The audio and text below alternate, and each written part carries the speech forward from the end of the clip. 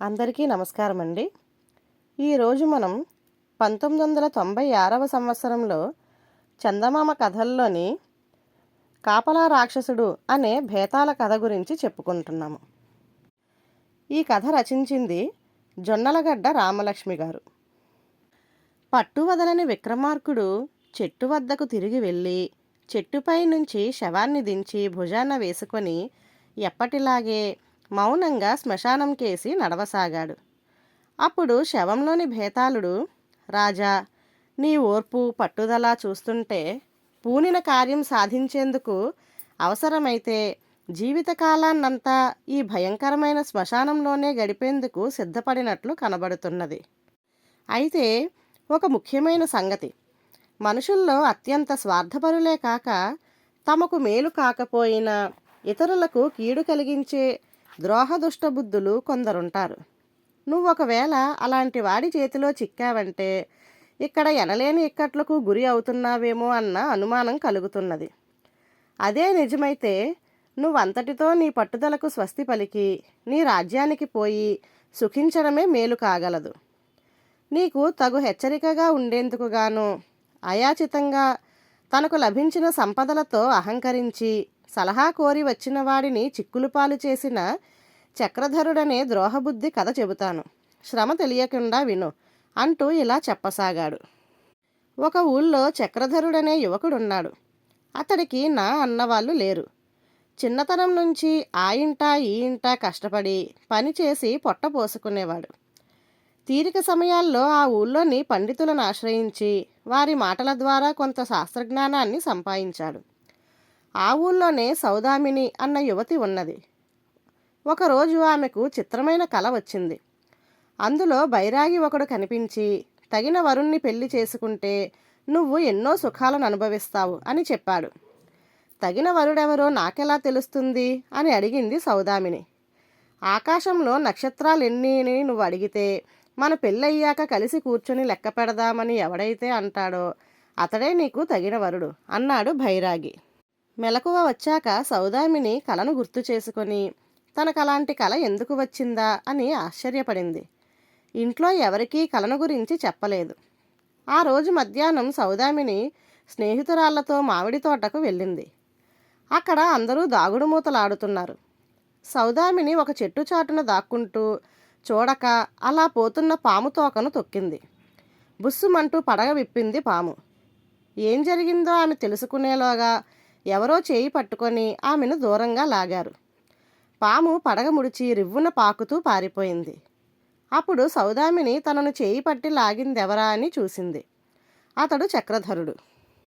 అతడు సౌదామిని చేయి పట్టుకొని లాగిన తరువాత ఆమె అందం చూసి ముగ్ధుడైపోయి అలా చూస్తూ ఉండిపోయాడు. సౌదామినికి చక్రధరుడు తెలుసు, కానీ అంత దగ్గర నుంచి చూడడం అదే మొదటిసారి. అతడు దేశ సంచారానికి మారువేషంలో వచ్చిన రాజకుమారుడిలా ఉన్నాడు. నా ప్రాణం కాపాడావు, కృతజ్ఞతలు అన్నది సౌదామిని. నీ ప్రాణం కాపాడడం కోసమే నిన్ను తాకాను. జీవితంలో ఇంతవరకు పొందని ఆనందం కలిగింది. నేనే నీకు కృతజ్ఞుణ్ణి అన్నాడు చక్రధరుడు. ఎంతో తెలివిగా మాట్లాడిన చక్రధరుడే తనకు తగిన వరుడేమోనని సౌదామినికి అనుమానం కలిగింది. ఆమె వెంటనే, నువ్వు చాలా తెలివైన వాడిలా కనిపిస్తున్నావు.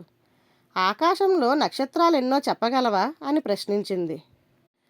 చెప్పగలను, కానీ చెబితే నీకు కోపం వస్తుందని భయంగా ఉంది అన్నాడు చక్రధరుడు.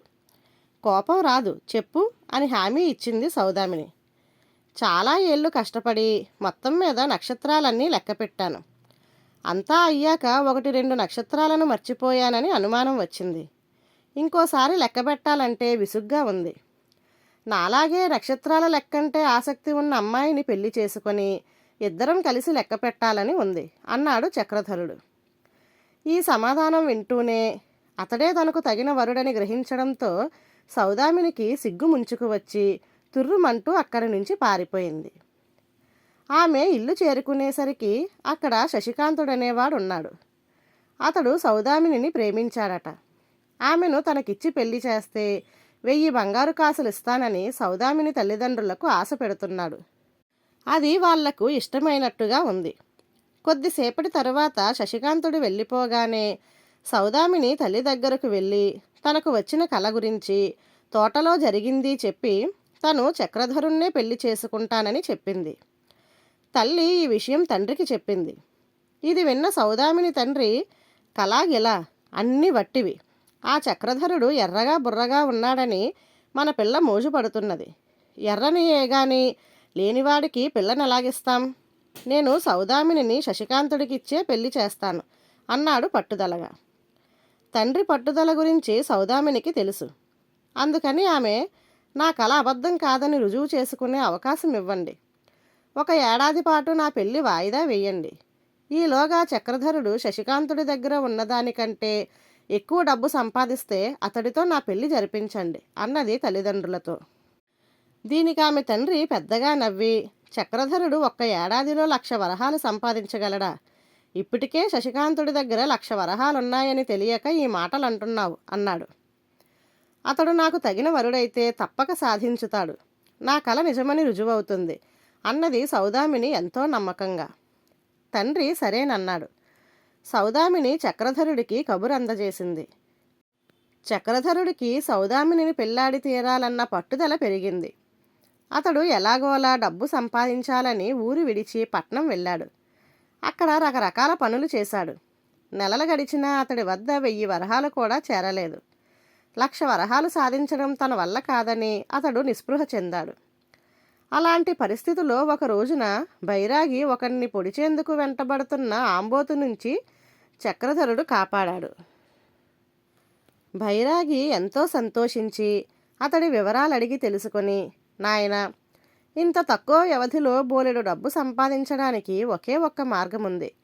అయితే చాలా ప్రమాదకరమైనది. సాహసించగలవా అన్నాడు. ఆ ప్రయత్నంలో తన ప్రాణాలు పోయినా సిద్ధమేనని చక్రధరుడు చెప్పాడు. పట్టణానికి ఆమడ దూరంలో అడవి ఉన్నది. అందులోని కొండలో ఒక గుహ ఉన్నది. ఆ గుహలో నిధి ఉన్నది. ఆ నిధిలో కొన్ని కోట్ల వరహాలున్నాయి. అయితే ఆ నిధిని అన్ని వేళలా ఒక రాక్షసుడు కాపలా కాస్తూ ఉంటాడు. అతడిని తప్పించుకొని నిధిని స్వాధీనం చేసుకోవడం ఇంచుమించు అసాధ్యం. బైరాగి చెప్పిన వివరాల ప్రకారం చక్రధరుడు అప్పటికప్పుడే బయలుదేరి అడవిలోకి వెళ్ళాడు. అక్కడ కొంతసేపు వెదికి నిధి ఉన్న గుహను చేరుకున్నాడు. గుహ ముందు పెద్ద బండలా కూర్చొని నిద్రపోతున్నాడు రాక్షసుడు. రాక్షసుడిని చూడగానే చక్రధరుడికి గుండె లవిశాయి. అయినా అతడు తెగించి గుహను సమీపించేసరికి రాక్షసుడు చప్పున లేచి అతన్ని చేత్తో పట్టుకొని, నన్నే ఏమార్చాలనుకున్నావురా అంటూ హుంకరించాడు. చక్రధరుడు ధైర్యం కూడగట్టుకొని రాక్షసుడికి తన కథ చెప్పుకున్నాడు.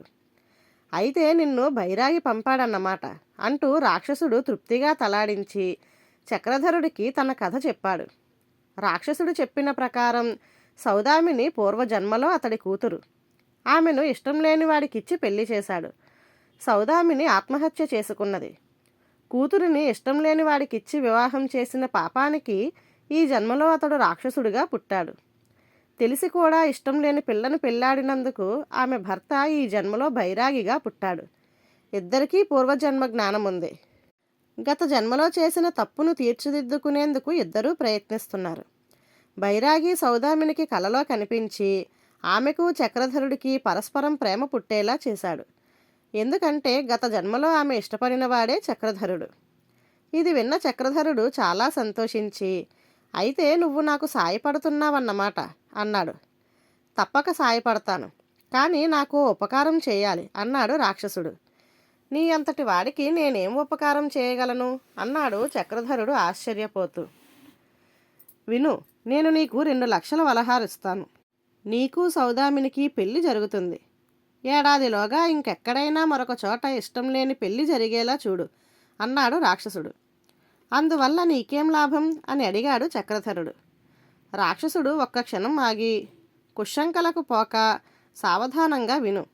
ఈ గుహలో ఉన్న నిధికి తరుగులేదు. ఇందులో నుంచి ఎంత డబ్బు తీస్తామో అంత మొత్తం తిరిగి మళ్ళీ అందులో చేరుతూ ఉంటుంది. అందుకని ఈ నిధికి రాత్రింబవళ్ళనక కాపలా అవసరం. ఈ జన్మలో సౌదామిని శశికాంతుణ్ణి పెళ్లి చేసుకొని ఉంటే బలవంతంగా కూతురికి ఇష్టం లేని పెళ్లి చేసినందుకు ఆమె తండ్రి మరుజన్మలో రాక్షసుడై నా స్థానం ఆక్రమించేవాడు. అలాగే శశికాంతుడు రానున్న జన్మలో బైరాగి స్థానం తీసుకునేవాడు. ఇష్టం లేని పెళ్లి జరిగితే తప్ప నాకు బైరాగికి ఈ రూపాల నుంచి విముక్తి లేదు. విన్నావా? అది సంగతి అన్నాడు. చక్రధరుడు సంశయిస్తూనే, ఇష్టం లేని పెళ్ళి మరెక్కడా జరగకపోతే అన్నాడు. ఆ ప్రశ్నకు రాక్షసుడు చెట్లు కొమ్మలు గుహ దద్దరిల్లేలా నవ్వి, వేరి నాయనా, లోకంలో ఇష్టం లేని పెళ్ళిళ్ళు జరగడం అపురూపం అనుకుంటున్నావా? అసలు సంగతి ఏమంటే, నీకు సౌదామినికి పెళ్లి జరిగేలా చూస్తున్నాం కదా. ఆ పుణ్యం వల్ల నాకు బైరాగికి విముక్తి దగ్గరైనట్లే. ఈ గుహలో తరగని నిధి ఉన్నది. అందువల్ల దీని కాపలా కోసం ఎవరో ఒకరు ఇష్టం లేని పెళ్లికి పూనుకోవలసిందే అన్నాడు. సరే అయితే, నా ప్రయత్నం నేను చేస్తాను అన్నాడు చక్రధరుడు. మంచిది, అలాగే చెయ్యి. ముందు నువ్వు ఇక్కడ నుంచి బయలుదేరి ఇంటికి వెళ్ళు. నీ ఇంట్లో 2,00,000 వరహాలుంటాయి. నీ కోరిక ప్రకారం సౌదామినిని పెళ్లి చేసుకుని సుఖంగా ఉండు. నాకిచ్చిన మాట మాత్రం మరిచిపోకు అన్నాడు రాక్షసుడు. ఆ తరువాత అంతా రాక్షసుడు చెప్పినట్లే జరిగింది. సౌదామిని చక్రధరుల పెళ్లి జరిగిన 6 నెలలకు వసుదత్తుడనేవాడు చక్రధరుడి ఇంటికి వచ్చి, నా కుమార్తె గతిలేని వాణ్ణి పెళ్లి చేసుకుంటానంటున్నది. అది నాకిష్టం లేదు. ఒకప్పుడు నువ్వు ధనహీనుడివే కదా. నా కుమార్తె ప్రేమించిన పేదవాడు కూడా నీలాగే ధనవంతుడయ్యే మార్గం చెప్పవా అని అడిగాడు. ఈ విషయం నువ్వు కాదు, నీ కుమార్తె ప్రేమించిన వాడు అడగాలి అన్నాడు చక్రధరుడు విసుగ్గా. వాడు దేనికి ఒప్పుకోవడం లేదు. నన్నుగా ఇష్టపడితేనే పెళ్ళి. ఎలాంటి షరతులకు ఒప్పుకోనంటున్నాడు అన్నాడు వసుదత్తుడు. నీ కుమార్తె ఏమంటున్నది అని అడిగాడు చక్రధరుడు. దానికి డబ్బక్కర్లేదుట అన్నాడు వసుదత్తుడు. చక్రధరుడు కొంతసేపు ఆలోచించి, చిన్నపిల్ల, తెలియనితనం, ఈ ప్రపంచమంతా డబ్బులో ఉంది. నువ్వు నీ కుమార్తె మాటలు పట్టించుకోకు. ఆ పేదవాడితో పెళ్లి జరిపించకు. సౌదామిని నేను సుఖంగా ఉన్నామంటే అందుకు డబ్బే కారణం అన్నాడు చక్రధరుడు.